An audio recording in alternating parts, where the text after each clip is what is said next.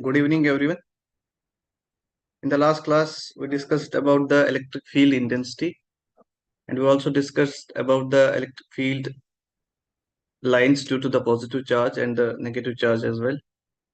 Provided the positive and negative charge are isolated, there is no charge near the positive charge or negative charge. The electric field lines due to the positive charge were straight lines but spherically symmetrical and away from the positive charge. And we also found that the electric field lines, because of the negative charge, are also spherically symmetrical, but the field lines are directed towards the negative charge. So today in this class, we'll be discussing about the electric field due to a point charge. So let's suppose that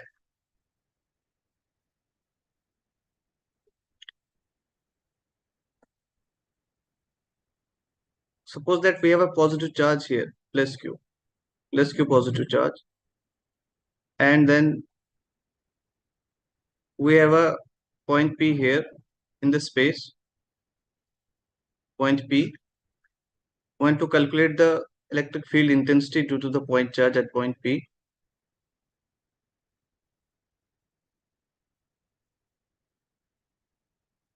This is the point P here. So what we'll be doing is that we have to find the electric field intensity at this point P. So we'll be drawing a position vector r vector here, which is directed towards this point P. We can also write this r vector as r into r cap, where r cap is the unit vector.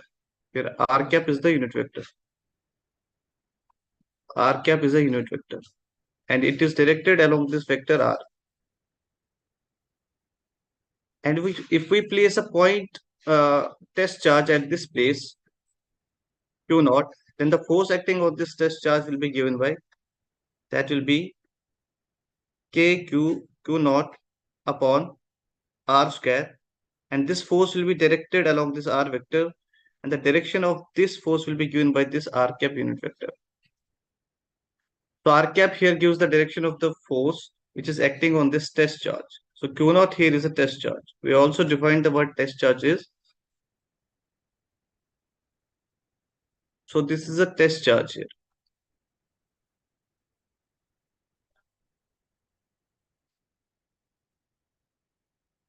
So electric field intensity is nothing. It's because of this plus Q charge. It's given by force acting on this Q naught test charge divided with the charge Q naught. This force is Q naught upon r square upon the test charge Q naught, and the direction is given by this unit vector r cap.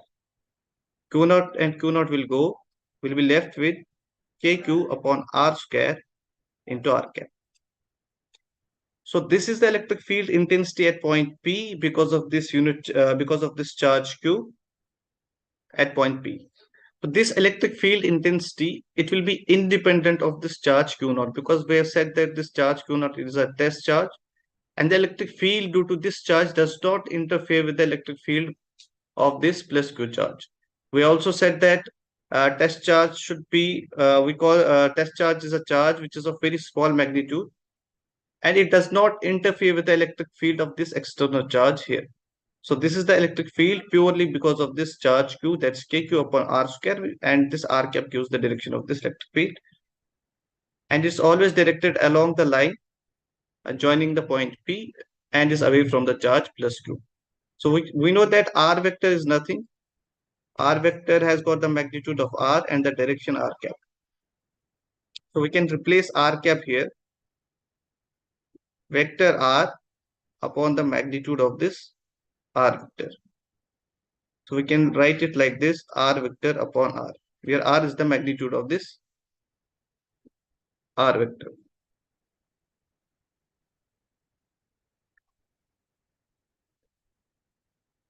So we can also rewrite it like this, electric field vector is nothing, KQ upon r square, and we can write this r vector as r cap as r vector upon r. So the vector form of the electric field at point P is given by this KQ r vector upon RQ. So this is the vector form of electric field intensity at a point P.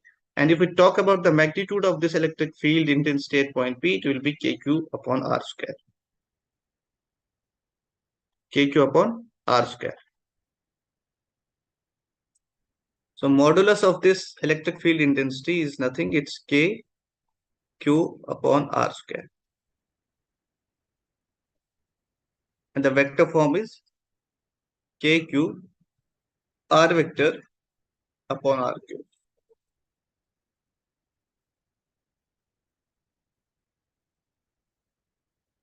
So this is the electric field intensity due to point charge, and this is also the electric field intensity due to point charge. But both one is the magnitude only, and the second one is gives magnitude as well as the direction. So this is the vector form of the electric field intensity because of the point charge q. So let's try to solve a question here. The question is a charge particle of 1 microcoulomb. It's 1 microcoulomb or one coulomb. We can say that it's a 1 coulomb here. We have a charge here. It's of 1 coulomb, which is placed at origin. Let's suppose that this is our Cartesian system here. This is our Cartesian system here. That's why I explained. And we're placing a charge q here. Charge q is placed here at origin. That's 0, 0. And at some point here, whose coordinate is 3, 4. And the position vector of this point P here, whose coordinates are 3, 4, is r given by this r vector. And we can say that this r vector is nothing. It's equal to 3i cap plus 4j cap. 3i cap plus 4j cap. We have to find the electric field intensity here. So if we find the r cap here, that's the unit vector of this vector. That will be 3i cap plus 4j cap upon the magnitude of this unit vector, that is given by under root of 3 square plus 4 square, that's equal to 3i cap plus 4j cap upon root 25. So our r cap is nothing, it is equal to 3i cap plus 4j cap upon 5. So this is the r cap here. So we can write the vector form of this electric field intensity at point P as kq r cap upon r square. So E is nothing. The value of k here is, we can write the value of k in the SI units, that's 9 into 10 to the power 9. And the value of charge is 1 coulomb. And the magnitude of r vector is 5. The magnitude of r vector is 5. So r square will be 5 square. And we have r cap here, that's nothing. That's 3i cap plus 4j cap upon 5. For E vector is nothing.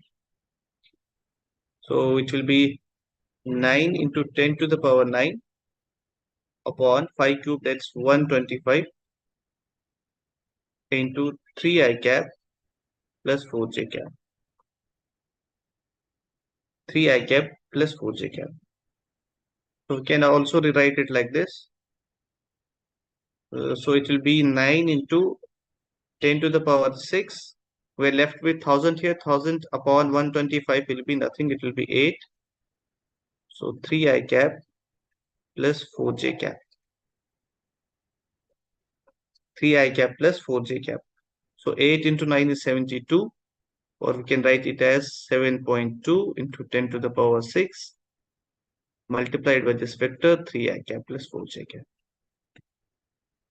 So this is the final vector of this electric field intensity at point P. So what we did is that if we talk about the magnitude of electric field vector only, the magnitude will be nothing. It will be kq upon r square. You can directly substitute the value of k, q, and the r, which we calculated as 5, and get the magnitude of electric field intensity. So this is the vector form of the electric field intensity here. So let's try to solve some of few questions based on this.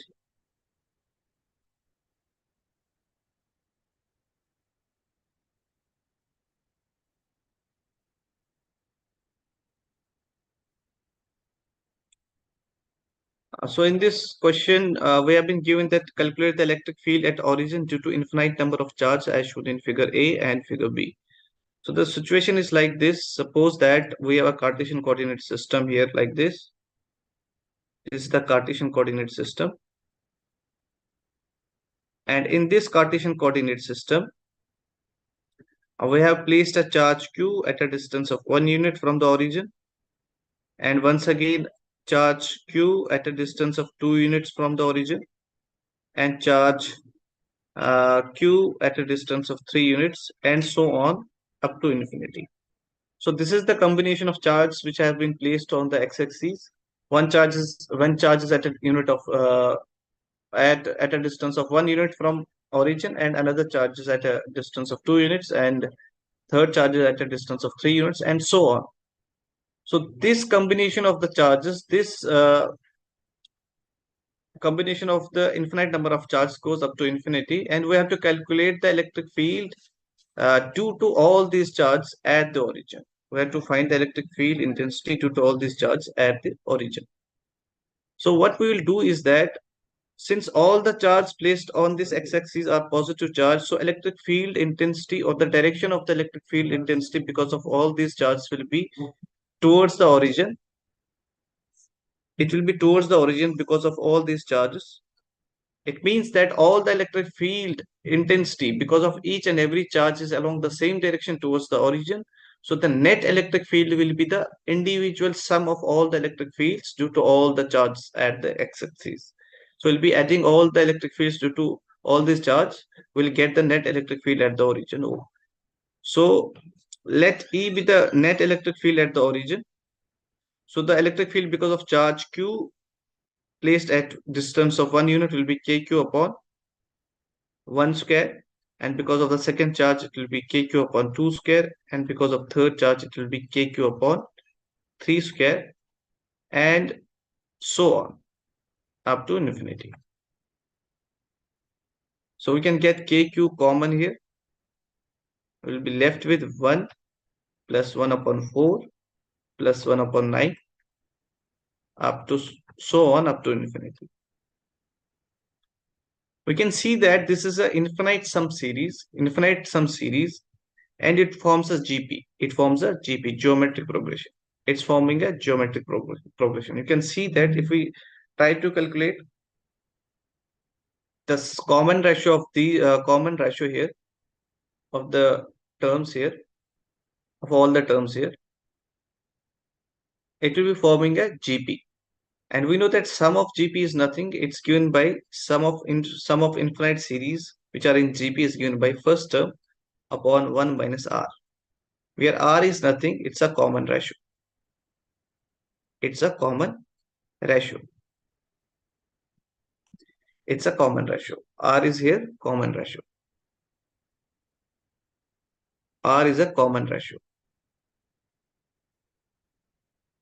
So we can see that R is nothing. Our common ratio here is 1 by 4, and our first term here is 1. So we'll be substituting the value of A here, that's 1 upon 1 minus 1 upon 4. So we'll be getting here 1 upon 3 upon 4, that is 4 upon 3.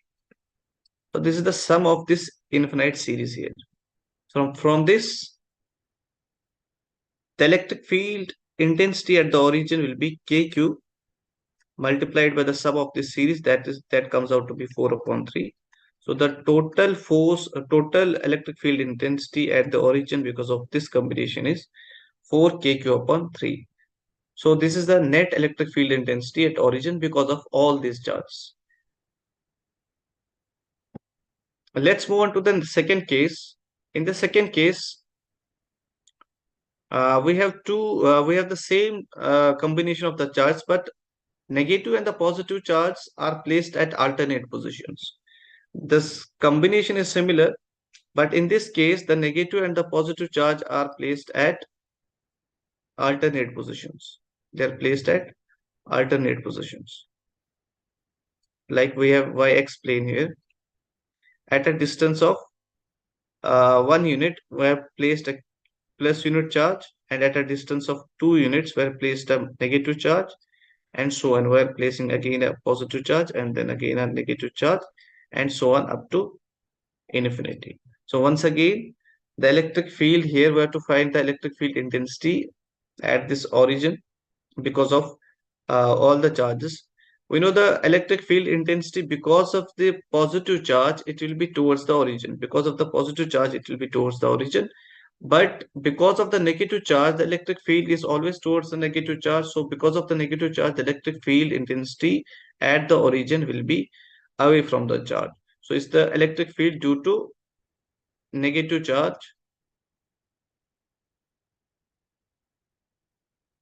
and this is the electric field direction here due to positive charge. Due to positive charge. And once again, the series goes to infinity. The series goes to infinity. So the net electric field in the case second will be given as, because of the positive charge, it will be kq square. It will be kq upon 1 square. And because of this negative charge, it will be minus kq upon 2 square, plus so on, adding all the charges here. So it will be kq will be common once again. 1 minus 1 upon 4. 1 minus 1 upon 4 up to infinity. So 1 minus 1 upon 4 up to infinity. So the third charge which has been placed here is at a distance of minus 3. At a distance of minus 3. So in this case, if we try to find out the common ratio, so common ratio here will come out to be equal to minus 1 by 4. That will be the common ratio, and the first term here is equal to 1. So the electric field will be nothing. That will be kq, and the sum of this infinite series, that is a upon 1 minus r. That's kq. Our first term is 1, and 1 minus 1 upon 4. So it will be nothing, kq into 1 upon 1 plus 1 upon 4. That will be 5 kq upon 4. So this will be the final electric field intensity at the origin because of the combination of all these infinite charges placed on the x-axis. Because of the all the charges placed on the x-axis. So one important point here to note was that we have to use the GP, geometric progression, sum of infinite series in GP, and that's always equal to a upon 1 minus r, where a is the first term and r is the common ratio. That's what we have used in these two questions. So let's move on to the next concept. Suppose that we try to find the electric field intensity due to a single charge, due to a point charge, but single isolated charge. But what about the electric field intensity at some point if there are n number of charges, if there are multiple charges? Suppose that I'm suppose that this is a square here,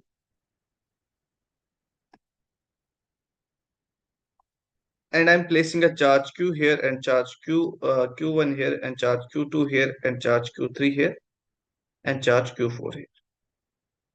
And I want to find the electric field intensity because of all these charges at point P. At point P. So now in this case, the total electric field will be because of all the charges Q1, Q2, Q3 and Q4. Q3 and Q4. So this will be the total electric field. So suppose that because of this charge Q2, the electric field here is E2. And because of this charge Q3, the electric field here is E3 vector. And because of this charge Q1, the electric field here is E1. And because of this charge Q4, the electric field is E4. The electric field is E4. Then the net electric field, E total. Total electric field is nothing. It's once again given by the superposition principle. The total electric field at a point because of the multiple charge will be the vector sum of all the electric fields at that point. Vector sum of all the electric fields at that point. So we'll be doing a vector addition of all the electric fields at that point. So if we have n number of charges, if we have n number of charges placed in a space, then the electric field due to all the charges will be the vector sum of all the individual charges.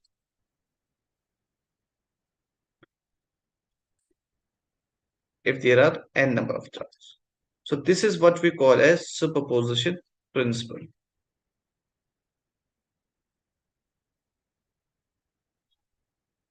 Superposition principle. So here also we use the superposition principle to calculate the electric field due to n number of charges due to multiple charge.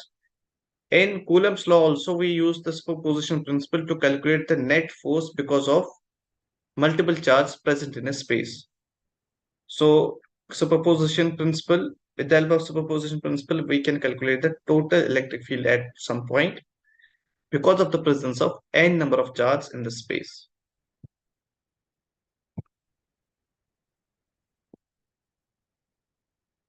Let's try to find the electric field due to these combinations here and try to apply the superposition here also.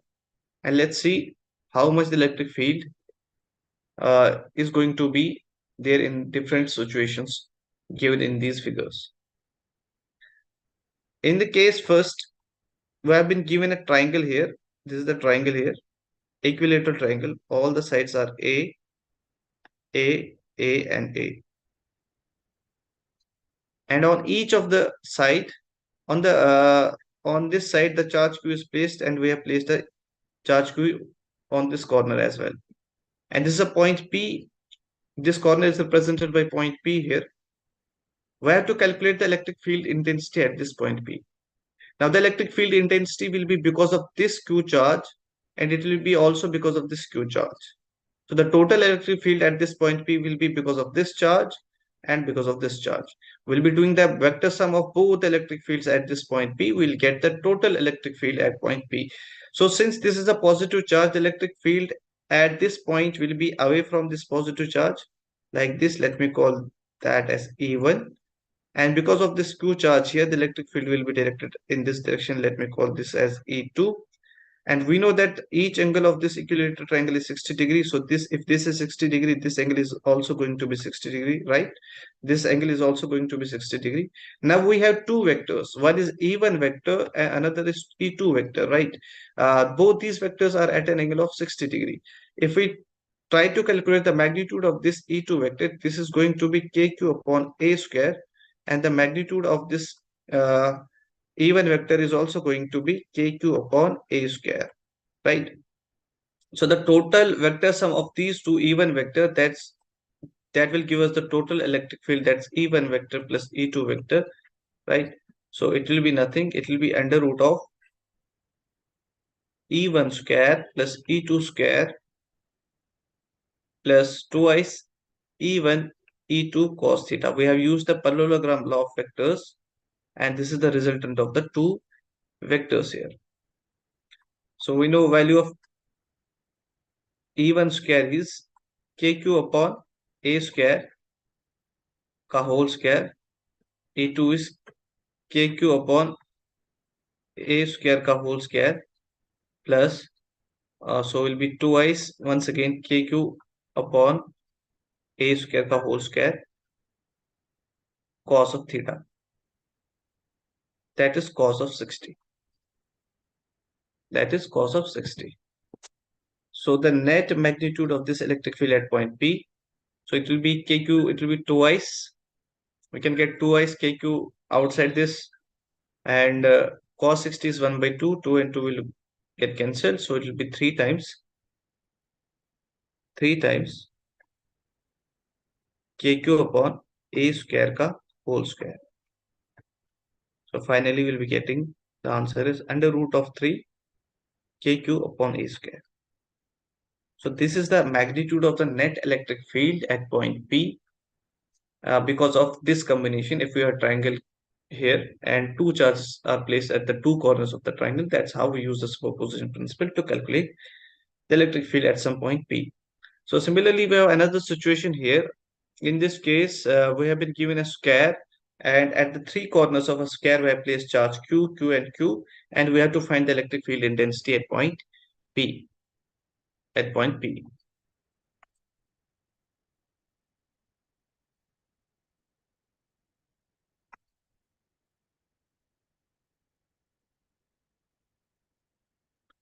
So in this question, the charge Q is placed here, here, and here. And this is the point P here. Each side of this figure is A, it means it's a square. And we have to find the electric field intensity at this point. So the electric field intensity at this point will be because of each individual charge. Because of this charge, the electric field will be in this direction, that's E1 vector. And because of this charge, electric field will be in this direction, that's E2 vector, right? And because of this charge here, because of this third charge here, we'll be having a electric field in this direction, electric field vector in this direction. That's E3. That's E3 vector. So the net electric field here will be nothing. It will be equal to E1 vector plus E2 vector plus E3 vector. So we'll be using doing the vector sum of all these three electric field vectors will get the net electric field at this point. So let's try to solve E1 plus E2 vector. So E1 plus E2 vector is nothing. We know that magnitude of E1 is equal to magnitude of E2. That's equal to KQ upon A square. Once again, we'll get the same result here. We'll be getting 2 times KQ upon A square. And this complete angle between this E1 and E2 is 90 degree. So it will be cos of 90 by 2. That's cos 45. So we'll be left with 2s KQ upon A square. Cos 45 is nothing. It's 1 by root 2. So we'll get root 2 times KQ upon A square. So this is the electric field due to E1 and E2. And this resultant because of E1 and E2 will be along this E3 direction, along this E3. So the net field will be nothing. It will be root 2 KQ upon A square plus E3. So we'll be getting root 2 KQ upon A square. And the value of E3 here is KQ upon A square. We know this diagonal of this square is root 2A. So we'll be writing here KQ upon root 2A square. So finally, the total electric field at this point P will be root 2 KQ upon A square plus KQ upon 2A square. So this will be the final electric field at this point P, and we have calculated this electric field intensity because of three charges at point P and using the superposition principle. Similarly, we can use also the superposition principle in this case. Here at point P, the electric field will be because of this plus positive charge, it will be in this direction. Because of this positive charge, it will be in this direction. But because of this negative charge, the electric field will be in the opposite direction. So we'll be having three vectors had like here. One will be in this direction, another will be in this direction, and the third electric field vector because of this negative charge will be in this direction. So this will be our E3, this is our E1, and this is our E2. So once again, in this case also, we can use the vector addition of the three vectors to calculate the net electric field at the point P.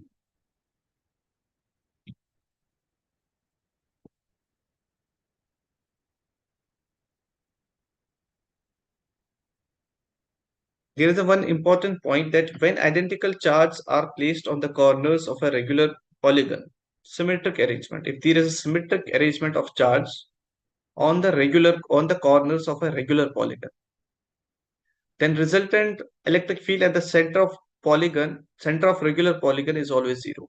In this case, we have also discussed in the previous class also that where we had to calculate the force on the charge placed at the center because of the other equal charge placed at the corners of the regular polygon, the force was zero on the center, on the charge placed at the center. Similar way, in the same manner, if we place identical charge, equal charge on the corners of a regular polygon. Suppose that this is a triangle here.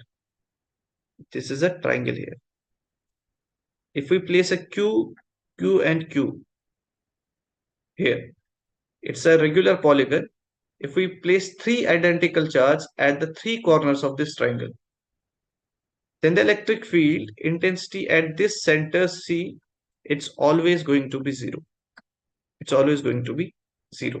We can also calculate it, but this is a very important conclusion. Be it any regular polygon, be it pentagon, be it hexagon, be it decagon, or any other polygon, if equal charges are placed at the corners of the regular polygon, then the electric field intensity at the center of the regular polygon will always be equal to zero. In the same manner, if we have a square here, this is the square here. Each side of this square is A, and A. And we are placing Q, Q, Q, and Q here. Once again, at the center of this square, the electric field at center, that's EC, it's always going to be zero, right? It's going to be zero. Same for the pentagon also, be it any regular polygon. If this is a pentagon, right? We have a pentagon here, we are placing five charges, equal charges at the corners of pentagon. Once again, at the center of this pentagon, the electric field is going to be zero. Same for the hexagon also. And this point helps us to solve many questions, be it in different competitive exams also. This point helps us very much to solve some of the few questions of the electric field intensity. So if we place Q, Q, Q at the six corners of this hexagon, and we're asked to find the electric field at the center, it will be always zero. It will be always zero. Let's try to apply the same concept that at the center electric field is always zero if n number of charges are placed at the corners of regular polygon, all equal charge, then the electric field is zero at the center. So here we can use the same concept here. We have a pentagon here, right? We have a pentagon here. Four identical charges are placed on the corners of a regular pentagon. Find electric field at center of the pentagon. Let's suppose that the distance, the length from the corner to the center of the pentagon, let's suppose this length is equal to A. Let me call this C and this A. Let's suppose that this AC is nothing, it's equal to A, right? So only four charges are placed at the corners of this pentagon. So the electric field is not going to be zero. So we can say that EC is not equal to zero, because EC would be zero only if five charges are placed on the five corners of this regular pentagon, and all the charges should be equal. Other charges should be equal in magnitude as well as in sign. So here only four charges are placed on the corners of the regular pentagon, on the four corners of the regular pentagon. So there will be some net electric field at the center. The electric field at the center will not be zero. Let's try to find how we can use the same, how we can use the concept that if the n number of charges are placed at the regular corners of the regular polygon, then the electric field at the center is equal to zero. We'll be using the same concept. Suppose that there is no charge placed, at this corner, but we can assign a charge plus Q as well as minus Q charge at this corner of this pentagon. If we assign a charge plus Q and minus Q as well, the system will remain same. There will be no change in the system, because we're also assigning the same charge minus Q as well as plus Q. But what would happen that, suppose there are plus Q charge, plus Q charge, plus Q charge, plus Q, plus Q. Now there are five plus Q charges at the center of the regular polygon, or at the center of the regular pentagon. Plus Q, plus Q, plus Q, plus Q, and plus Q. And because of these five plus Qs, because of these plus 5 positive charges, the electric field is going to be 0. So these 5 charges, this, and this charge is not going to contribute to the electric field at the center. Then what happens is that we're left with only one charge. We're left with only one charge. And what is that charge? Minus Q. So the electric field here will be only because of this minus Q charge. And we know that the electric field because of the minus Q charge is always towards the negative charge. It's always to go towards the negative charge. So this will be the direction of the net electric field at this center, at the center of this pentagon. So this is the direction of the net electric field because of this minus Q charge placed at this corner. So we have given that the length of this AC is A. So the net electric field, magnitude of the net electric field at this center will be nothing. It will be minus, we are talking about the magnitude only. It will be KQ upon A square. And it will be directed away from this center like this.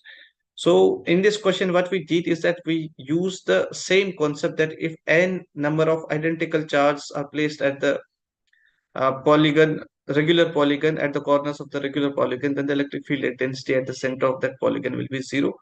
But what we did in this case, the charts were not, all the charts were not placed on the corners of this polygon, but what we did is that we added the same amount of the positive charge and the same amount of the negative charge to this corner, so that we can use that same concept, and we applied that same concept here, and we left with the electric field only because of this negative charge, and it was easy for us to calculate the electric field intensity because of this negative charge only.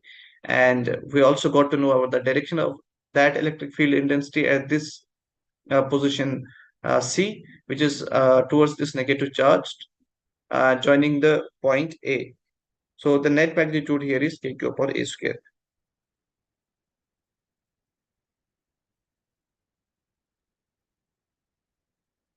So that's it for today.